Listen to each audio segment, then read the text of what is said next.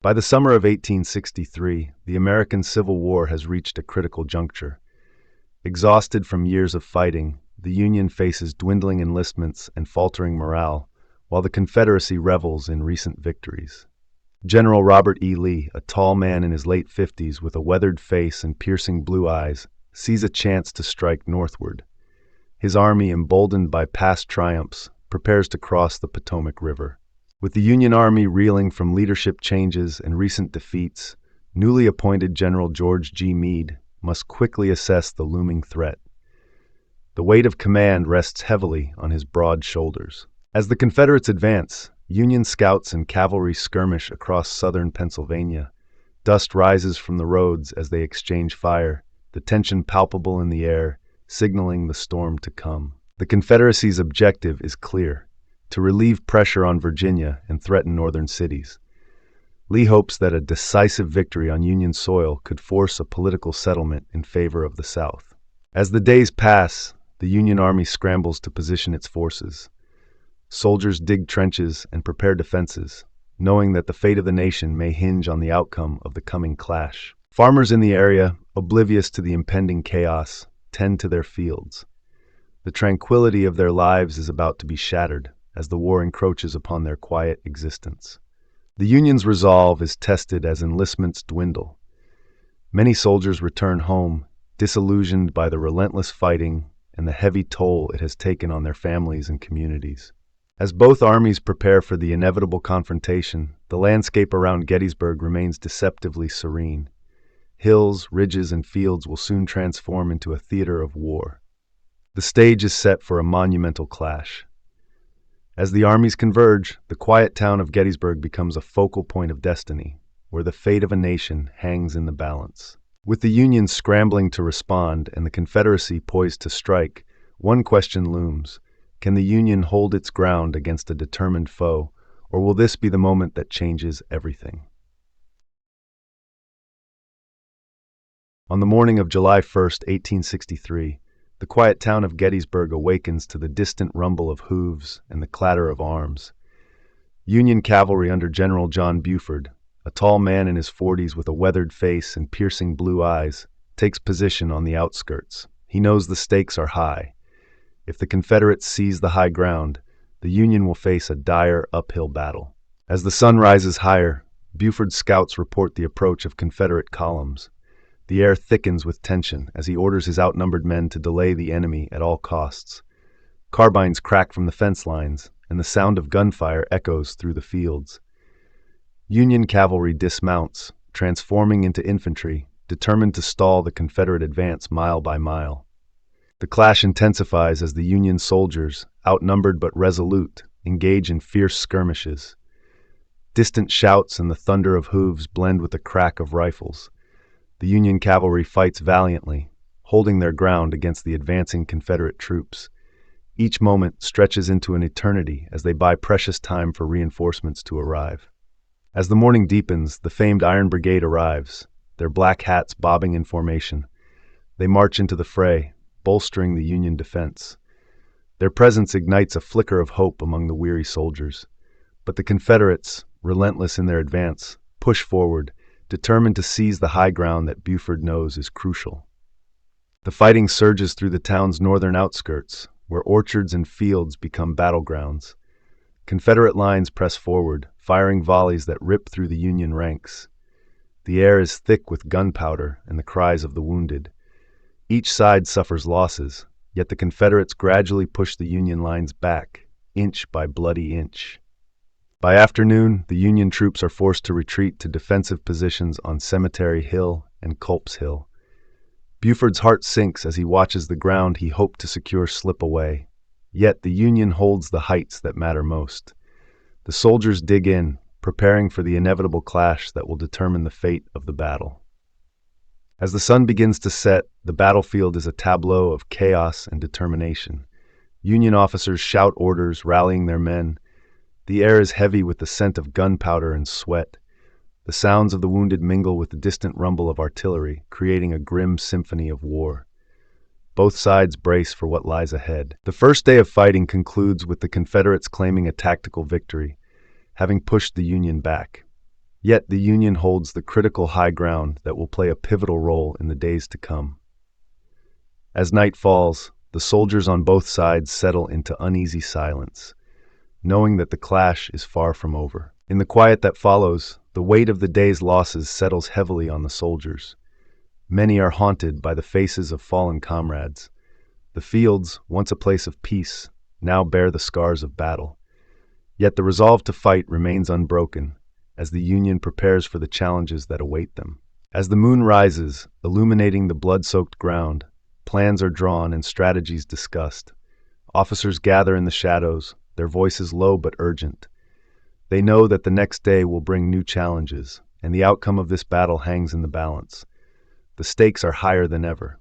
The night is filled with anticipation and dread. Soldiers lie awake, listening to the distant sounds of the enemy. The first day of battle has ended, but the fight for Gettysburg is just beginning. Both sides prepare for the storm that is about to unleash upon the fields of Pennsylvania. As dawn breaks on July 2nd, General George Meade arrives at Gettysburg, his face lined with determination. He quickly assesses the terrain, recognizing the strategic advantage of the hills and ridges that surround the town. Meade's mind races as he envisions the Union line forming a protective arc. He orders his men to dig in, creating a defensive position that will be known as the fishhook, stretching from Culp's Hill to Little Round Top. Artillery pieces are positioned atop the heights, their barrels aimed toward the approaching Confederate forces. The sound of metal scraping against wood fills the air as soldiers prepare for the inevitable clash. As the sun climbs higher, the Union commanders move swiftly along the ridges, their voices rising above the din of preparation. They strategize, knowing that Lee's army will soon attempt to break their lines. The atmosphere grows tense as soldiers dig in deeper. The smell of earth and sweat mingles with the distant sounds of marching feet, a reminder of the looming confrontation that will decide their fates. Meanwhile, General Robert E. Lee, confident in his army's strength, studies the Union positions. He believes that a decisive attack on both ends of the fishhook will shatter the Union resolve. As night falls, the hills around Gettysburg flicker with lantern light. Surgeons set up their tents, preparing for the inevitable casualties that will follow the next day's brutal fighting.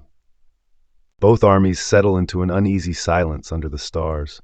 Soldiers whisper among themselves, sharing stories of home and family, their faces illuminated by the flickering lanterns. The night air is thick with anticipation, each soldier acutely aware that the coming day will bring either glory or devastation. They clutch their rifles tightly, steeling themselves for the fight ahead. As the moon rises high, the Union forces remain vigilant, their resolve hardening. They know that the strength of their defenses will be tested, and they must hold firm against the storm that approaches. With the dawn of July 3rd looming, both sides prepare for the clash that will echo through history. The fate of the Union hangs in the balance as the silence is pierced by the distant rumble of artillery. The sun rises over Gettysburg on July 2nd, 1863, casting long shadows across the fields. Union soldiers, weary from the previous day's fighting, brace themselves for the onslaught they know is imminent. The air is thick with tension as they take their positions along the left flank, their eyes scanning the horizon for signs of the approaching Confederate forces. Each soldier is acutely aware that the fate of the Union hangs in the balance. Confederate General James Longstreet orders his men forward, intent on seizing the Peach Orchard and Wheatfield. The sound of drums and the clatter of weapons fills the air as Confederate troops surge forward, their gray uniforms contrasting sharply against the vibrant green of the fields. The ground shakes with the weight of their advance, and the distant rumble of cannon fire signals the start of a fierce battle that will soon engulf the area. The Wheatfield quickly transforms into a chaotic battleground. Union brigades, initially holding strong, begin to bend under the relentless pressure of the Confederate assault. Smoke billows from musket fire, obscuring visibility and creating an eerie atmosphere. Amidst the shouts and gunfire, soldiers scramble to rally their comrades, forming makeshift lines as they fight for every inch of ground, knowing that their resolve is critical to the Union's survival. As the battle rages, the key to the Union's defense lies on Little Round Top, an unoccupied hill at the extreme flank. Union General Gouverneur Warren, a tall man with a rugged face and piercing blue eyes, realizes the danger. He races uphill, his uniform dusty and unkempt, to gather reinforcements. The urgency of his mission is palpable. If the Confederates seize this position, they could rain destruction down upon the Union line. Colonel Joshua Chamberlain, commanding the 20th Maine, stands resolute on Little Round Top. His face, marked by determination and fatigue, reflects the weight of the moment. As Confederate forces approach, he prepares his men for the fight of their lives. The rocky terrain offers little comfort, but Chamberlain knows that holding this ground is essential. He instructs his men to conserve ammunition, knowing that they will soon face overwhelming odds. The Confederate assault begins, waves of soldiers crashing against the Union lines like relentless tides. Chamberlain's men hold their ground, firing into the advancing gray uniforms. The air is thick with gunpowder and the cries of the wounded. Each volley is met with fierce resistance, but the Union soldiers are outnumbered, and the relentless pressure begins to take its toll. The struggle for Little Round Top intensifies. As ammunition runs low, Chamberlain faces a dire choice. He gathers his officers, their expressions a mix of fear and resolve. In a bold move, he orders a bayonet charge, a desperate tactic that could turn the tide. The sound of steel clashing fills the air as his men surge forward, catching the Confederates off guard. This unexpected maneuver creates a momentary gap in the enemy lines, a flicker of hope amidst the chaos. The Confederate lines falter under the unexpected ferocity of the Union charge. Chamberlain's men push forward, reclaiming lost ground. The rocky terrain becomes a brutal battleground, with bodies strewn across the landscape. As the sun begins to set, both sides are exhausted, bloodied, and battered, yet the Union line remains intact. The struggle for Little Round Top has become a defining moment in the battle, with its outcome hanging in the balance. As night falls, the sounds of battle begin to fade, replaced by the groans of the wounded and the whispers of exhausted soldiers. The Union line holds firm, but the cost has been steep. Chamberlain, weary and bloodied, surveys the scene, knowing that the fight is far from over. The fate of the Union still hangs by a thread, and the next day promises to bring even greater challenges. Both sides regroup under the cover of darkness, tending to their wounded and preparing for what lies ahead. The battlefield is a haunting tableau of sacrifice and valor, with the memory of fallen comrades weighing heavily on the survivors. As the stars emerge in the night sky, the soldiers know that the struggle is far from over. Tomorrow will bring renewed conflict, and the outcome remains uncertain. The battle for Little Round Top has shaped the course of the conflict, but the struggle continues. As dawn approaches, both armies brace for the next wave of fighting. The blood-soaked fields and rocky hillsides bear witness to the ferocity of human determination. The stakes are higher than ever, and the outcome of Gettysburg hangs in the balance, waiting to be decided in the days to come. As the sun dipped below the horizon on July 2nd, a tense silence enveloped Culp's Hill. Union soldiers, weary and battle-worn, prepared for the night ahead, their faces illuminated by flickering lanterns and the distant glow of fires. Earlier in the day, a critical mistake had left the Union right vulnerable. Confederate forces seized the lower slopes, their dark uniforms contrasting sharply against the green foliage as they prepared for the night assault. As darkness fell, musket flashes erupted like stars in the night sky. The sounds of gunfire and shouted commands filled the air, creating an atmosphere of chaos as both sides fought to maintain their positions. Union troops, entrenched behind hastily constructed breastworks, fought valiantly to repel the Confederate onslaught. The night was filled with confusion, as voices echoed through the smoke, blurring the lines of friend and foe. The struggle for Culp's Hill intensified as Confederate divisions launched repeated assaults, climbing over rocks and fallen trees.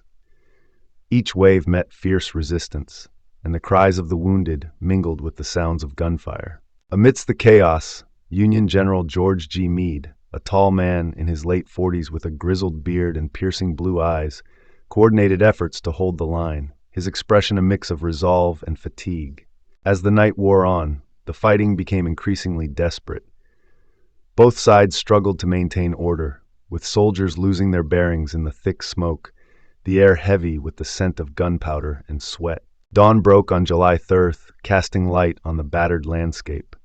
Union troops, emboldened by the first rays of sunlight, launched a counterattack to reclaim their positions, determined to push the Confederates back. With renewed vigor, the Union soldiers charged forward, reclaiming lost ground. The sound of muskets firing echoed through the hills as the fishhook line held firm against the Confederate foothold. The struggle for Culp's Hill showcased the resilience of the Union forces. Despite the chaos of the night, they emerged victorious. The Confederate advance halted, but the battle was far from over. As the sun rose higher, the Union line remained unbroken, a critical point that General Lee could not overlook. The stage was set for the next phase of the battle, and the stakes had never been higher. As dawn breaks on July 3rd, the air is thick with tension. General Lee, a man in his early 60s with a weathered face and piercing blue eyes, surveys the battlefield, contemplating the next move. He believes the Union line is vulnerable and prepares for a decisive strike. More than 150 Confederate cannons are positioned along the hills, their barrels glistening in the morning light. Soldiers, weary yet resolute, load artillery shells, their faces smeared with dirt and anticipation, ready for the thunderous barrage to come. As the clock strikes mid-morning, the order is given. The cannons roar to life, unleashing a deafening barrage that shakes the very ground. Smoke billows into the sky, enveloping the ridge in a thick gray shroud as the first shells scream toward the Union lines. Union artillery officers, their faces grim and determined, respond with their own cannon fire. The earth vibrates with the force of the duel as shells tear through the air, striking caissons and fences and creating chaos among the soldiers caught in the crossfire. Confederate rounds overshoot the ridge, landing behind Union lines, a critical miscalculation that could cost them dearly. Union soldiers hidden behind makeshift barricades brace for the onslaught, knowing that their survival depends on the strength of their defenses. As the bombardment continues, the Union artillery conserves ammunition, waiting for the moment when they will need to unleash their firepower. The tension is palpable, with every soldier aware that the fate of the battle hangs in the balance. The thunder of cannon fire fills the air, drowning out all other sounds. The battlefield is a cacophony of chaos, with smoke swirling and the ground trembling beneath the relentless barrage. Soldiers brace themselves for the inevitable assault. As the last echoes of the bombardment fade, an eerie silence blankets the field. Soldiers exchange anxious glances, knowing that the moment of reckoning is at hand. The Confederate lines begin to move, a wave of gray advancing across the open ground. Lee watches intently as his men march forward, his heart heavy with the weight of command.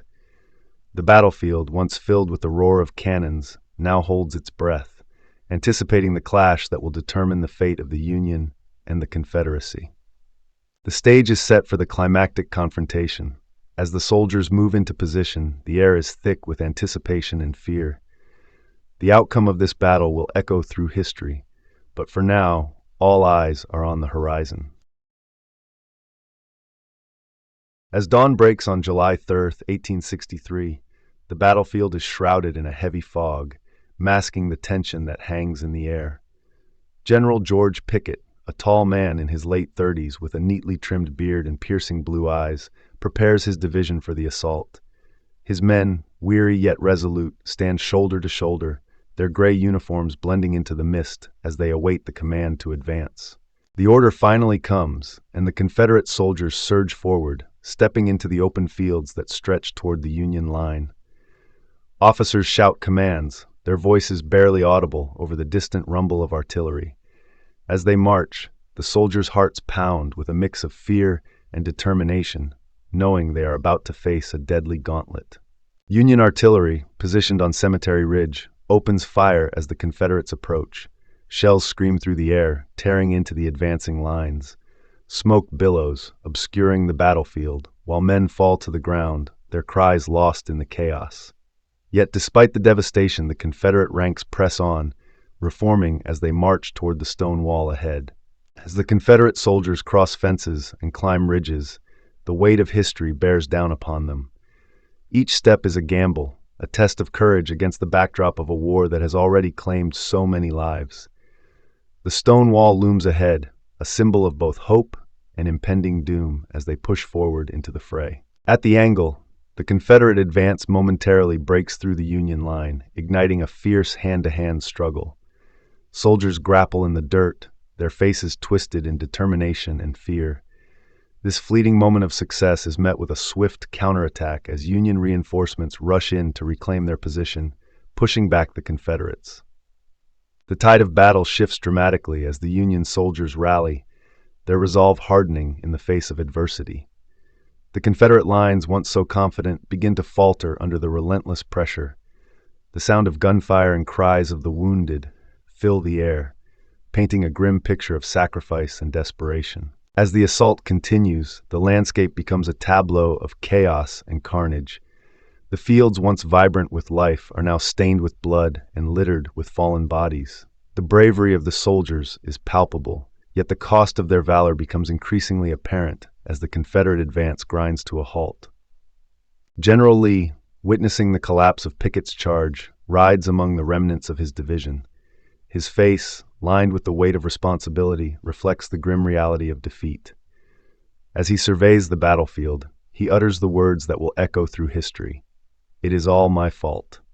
With the Confederate forces shattered and the Union line unbroken, the battlefield falls into a haunting silence. The echoes of battle linger in the air, a stark reminder of the sacrifices made. The hopes of the Confederacy, once buoyed by ambition, now lie in tatters across the blood-soaked ground. As the sun begins to set on this fateful day, the weight of loss hangs heavily over both armies. The struggle at Gettysburg has reached a pivotal moment, but the war is far from over.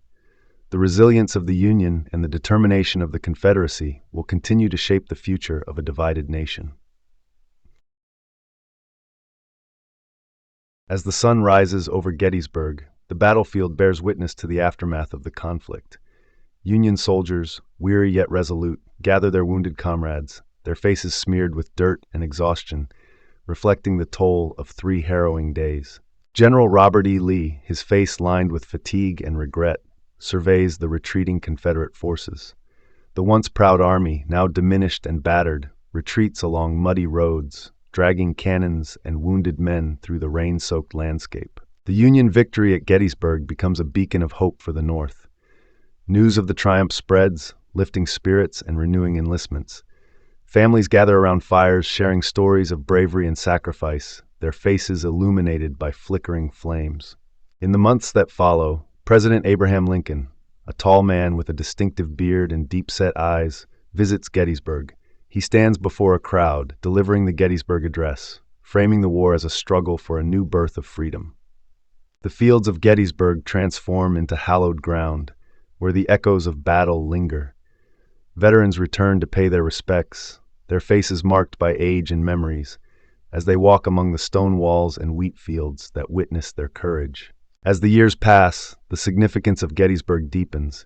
It becomes a symbol of sacrifice and unity, a place where the ideals of freedom and equality are etched into the American consciousness, inspiring generations to come.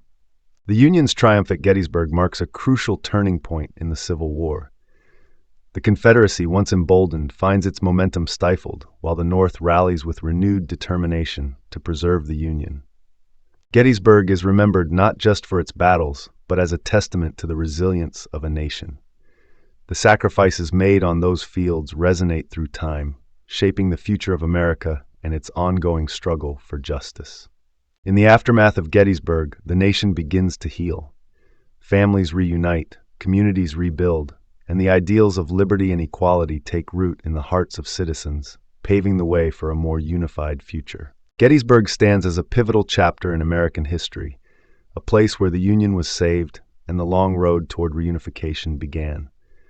The lessons learned here continue to echo, reminding us of the sacrifices made for freedom.